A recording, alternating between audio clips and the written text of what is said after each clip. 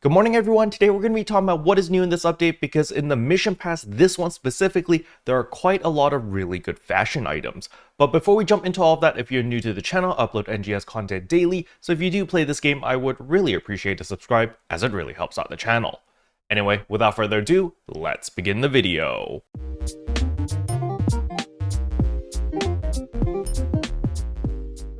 Alright, so the very first thing I want to go over is, of course, the keyword. The keyword today is Phantasy _singing_all_night. Once you type that in, you're simply going to press escape, go to systems, go to get campaign items, and receive item account. And once you're here, you're going to see David plays NGS. You're going to get 50 star gems as well as a weapon camo, so make sure to pick that up. On top of that, we also got compensation for Alliance space bug. Now, this is not the bug that happened yesterday. In yesterday's video, I did talk about some hackers that are going around creative spaces, compromising them, and just editing whatever they want. That bug is still going on, or that hack, or I don't really know if it's a hack or an exploit, but nevertheless, that is still going on. So to be on the safe side, just lock down your creative spaces so that only your friends or Alliance members can actually go in, so that you don't get random people going in and trying to screw up your creative spaces, alright? But there was an Alliance space bug where someone would purchase a build part, and then once they register it to the Alliance spaces, someone else would still be able to purchase the same part again to try to re-register again. So, people were paying more star gems and more build parts and,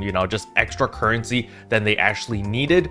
And so they finally fixed it. It took them, I think, like a week or two, but nevertheless, it's finally fixed. And we did get compensated 3 special scratch tickets. I mean, I guess, but nevertheless, it's something, I guess. So I'm glad that they finally fixed the bug. So if you are using Alliance spaces, that bug is now fixed, so you're good to go. All right, the next thing I want to talk about is, of course, my HP bar or my vital gauge. A lot of people have been looking at this and being like, Caro, how is yours so different? This isn't the one that you get from Darkfall Solace. And you are correct, it is not the one that you get from Darkfall Solace.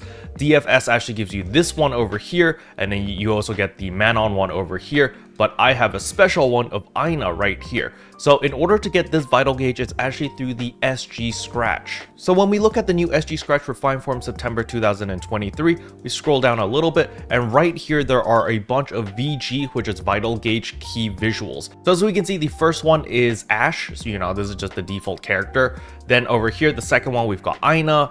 And then over here we have Manon. However, there's also the PSO2 10th anniversary vital gauge, and this is the one that I actually want because it just looks a lot nicer. I don't know, personally I prefer this one over the Aina as well as the Manon one, but I mean, I'm not complaining. It's actually really cool that they're adding more levels of customizability into your vital gauges, into other elements of the UI. So personally, I think this is really nice, and considering that they're adding it into the SG Scratch, which you can actually get from your daily free pulls, and that's what happened to me. I actually got this Aina vital gauge from my daily free pull, and that's why I have it so early without actually spending any of my star gems. Because don't forget, at the end of the month, we are getting an SG support scratch, so that is going to give us a bunch of nice items, especially if you are planning to gear up your characters. There's going to be a lot of really useful materials in order to help you power up your characters a lot easier and a lot faster. But if there's something that you really want from the SG Scratch, don't worry, just progress through the mission pass to tier 20. Over here, you get the R Reform September 2023 ticket, which is a selector ticket. This will allow you to pick any item you want from the SG Scratch for free. So yeah, just try to get to tier 20 as soon as possible. It'll probably take most people 2 weeks in order to get to tier 20 because your weeklies give you quite a bit, and of course your dailies. But once you get it, then you'll be able to use the selector ticket and just pick whatever item you want, and you're good to go. That way you can save your star gems for the support scratch at the end, or you can just pull if you want. Honestly, it's not a big deal. There's actually quite a few really nice items over here. So for example, the suit and skirt over here, this looks really nice, and you can add on the tight jacket, and you've got the businesswoman look over here, very, very classy. However, if you do play a type 1 character, you've also got the suit with the jacket as well, and you can just do that. There's a lot of really, really nice stuff. So don't feel bad if you do spend your star gems on this SG Scratch. It's totally worth it in my opinion. There's even these beautiful stamps over here, emergency transmission with Ran over here, and then you've got Crawford over here with the Can You Hear Me? So yeah, I'm a big fan of this SG Scratch. All of the items over here are pretty nice. Now, while we're on the topic of the SG Scratch, this SG Scratch isn't going away until November 15, so it's here for a while. So if you are patient, you can just pull your daily free SG Scratch and eventually you will get all of the items that you want. And if you really don't have anything, then just use the selector ticket or just use your star gems as a last resort. Personally, that's what I would recommend people to do because, well, you know, this SG Scratch ain't going anywhere for like another 2 months. The next thing I want to talk about is the Mission Pass, because the Mission Pass actually added in quite some really nice outfits.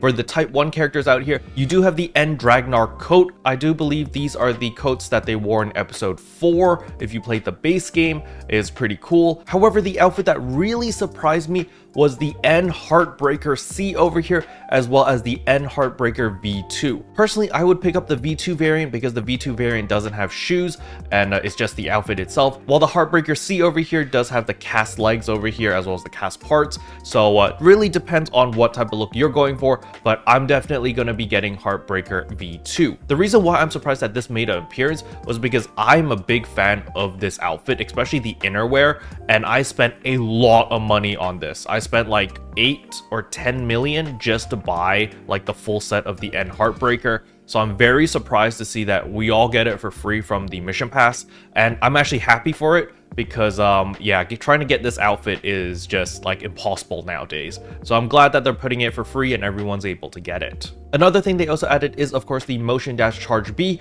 This is pretty nice as well. I have a different variation of this, but I feel like this one has more electricity, so yeah, it looks pretty badass. And last but not least is, of course, the Magform Warrior Girl. I am definitely gonna get this. You get this at tier 30, and it looks super cute. So yeah, I'm a big fan of this. The next thing we need to talk about is, of course, the limited time quest Moonlight Invasion 2023. For those who are new to the game this year, you may not have experienced the Moonlight Invasion 2022, but it's essentially the exact same thing. They just powered up the mobs a little bit, and so some of you guys may be very confused on like, why is Gaora in this LTQ?